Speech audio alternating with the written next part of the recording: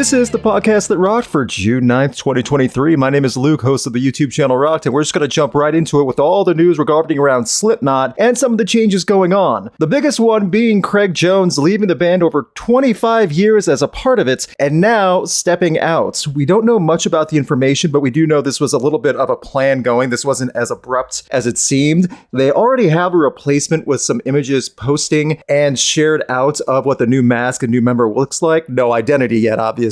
We also know that some performances have been done with him. So this was not, screw you guys, I'm going home from Craig Jones, known as the quiet one in the band. But I have to say this, and I mean this sincerely, Craig Jones was fantastic being a part of the sampling and keys, all the different things, as one of the backbone members of Slipknot for many years. His presence on the Slipknot stage was always iconic with the pinhead Hellraiser mask. He did so many cool things. I do feel this is a loss for Slipknot, but we don't know why he left. It could be for understandable reasons, so I'm not going to speculate as to why one left or another. Along with that, Clown said he would be sitting out this upcoming tour just so that way he could help be with family. His wife is dealing with some health issues, and that's totally understandable. I saw some people online saying, now Clown's not going to be there. Guys, he's trying to help his wife. If you have a problem with that, you got way bigger issues than what your band lineup is. Craig Jones will definitely be missed. I do hope the new member can really fill the shoes well. Slipknot has a high bar set by themselves and by their fans, so I'm sure they understand the position they're in. Slipknot knows the business they're in as well as the name they carry, so they'll be able to figure it out.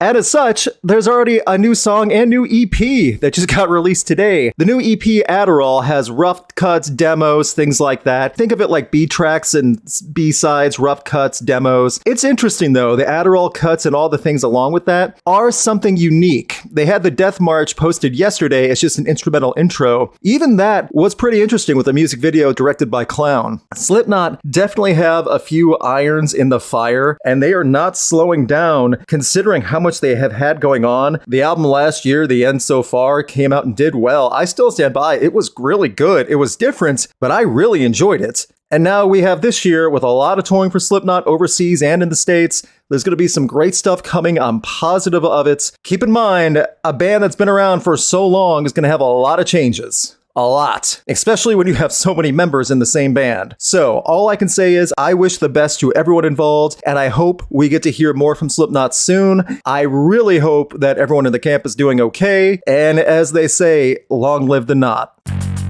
In some interesting live concert news, Matt Heafy had to save another fan at a concert for Trivium. Trivium's known to rile up crowds and make it a fun thing to see which city does best. However, I'm willing to bet Matt Heafy's kind of getting sick of having to jump down to save fans. It was this past week where Mr. Heafy, Mr. Kichi Chaos himself, had to literally throw off his guitar, jump down to the pit to catch a crowd surfer from landing on his neck. Now, if you're wondering where was security, what the heck happened there? Yeah, that's what the band was wondering too. Song was pretty much cut dead. Paulo had to get on the mic and say, hey, security, we had to have these guys run across, and he just had to jump down to catch someone. All of this was captured on footage from Trivium's own Twitch coverage because they broadcast and stream everything for their live shows. They're currently on tour with Beartooth. This is the second time Matt Heafy has had to do this, and this time was way worse because security was nowhere to be found, and this crowd surfer really could have gotten messed up. This was in Texas, so you can understand all the chaos. Everything's bigger in Texas. Well, apparently not for security because security just wasn't there. You can watch the video footage yourself, listen to Apollo on the mic, and see Matt Heafy jump into the pit without a moment's hesitation. I understand that crowds get wild. I understand that things are going to happen, but boy, oh boy, security does not have an easy job, but they need to be there. I'm just saying be present, especially when you know that things are going to happen like this at metal shows. I'm just saying be there.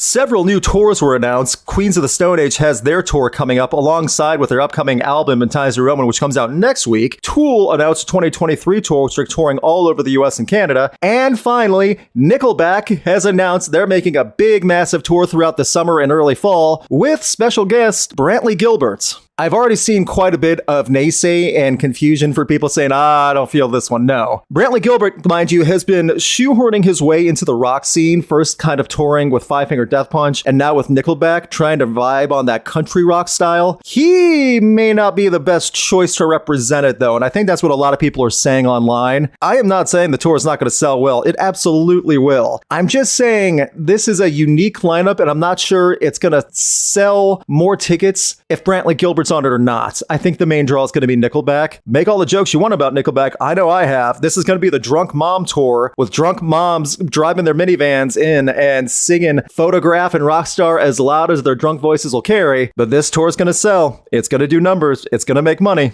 Nickelback's going to be laughing their way to the Canadian bank, cashing in their loonies and toonies.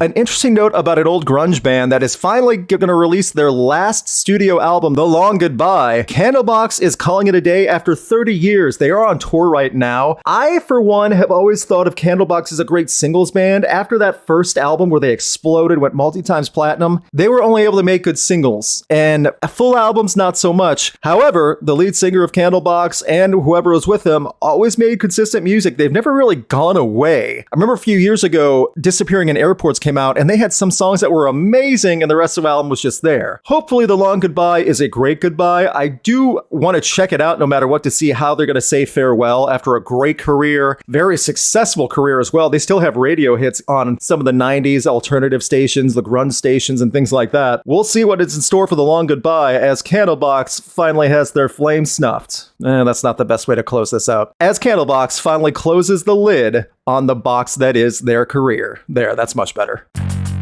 An interesting interview from Lorna Shore's Will Ramos saying that who he would like to collaborate with on upcoming music. And I have to say, one of the best and most promising names is Lorna Shore. Will Ramos wants to collaborate with Sleep Token. Some of you may have already seen the Sleep Token cover he did of Chokehold when Will Ramos is screaming it out. Sleep Token even shared it out and loved it. I have to say, that would be awesome to see some type of collaboration with the vocals and the growl of Will Ramos alongside Sleep Token. I'm not sure what that would entail. I'm not sure how Vessel and the secrecy of that would really work with the collaboration, but I'm all for good collaborations, especially when they're creative and they're not just doing the same thing or just making an appearance for the sake of a cameo. Make something unique, and I hope that's what this is.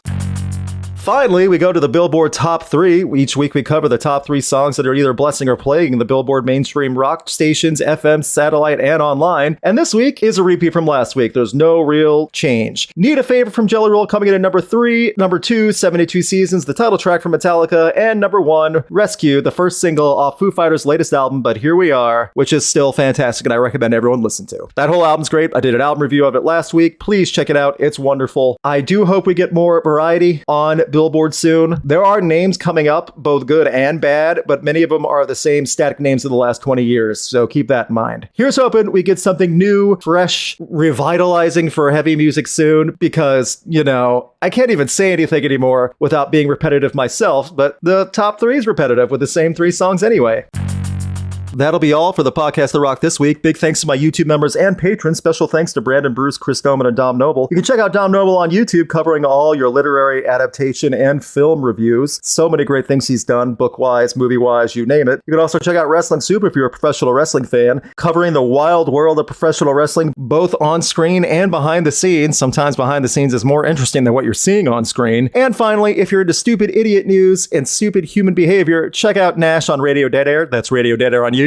Every week, he covers some of the stupid human stories around the world where he'll be asking, what the F is wrong with you? My name is Luke. Thank you again. Please subscribe. Please share everything out. It really does help a ton when you share the links. And let me know what you think of the new Slipknot EP, Adderall, and some of the rough cuts and demos, because it is interesting. I will say that. And I definitely want to hear more about Adderall, the album and the EP and the demos, not the pill.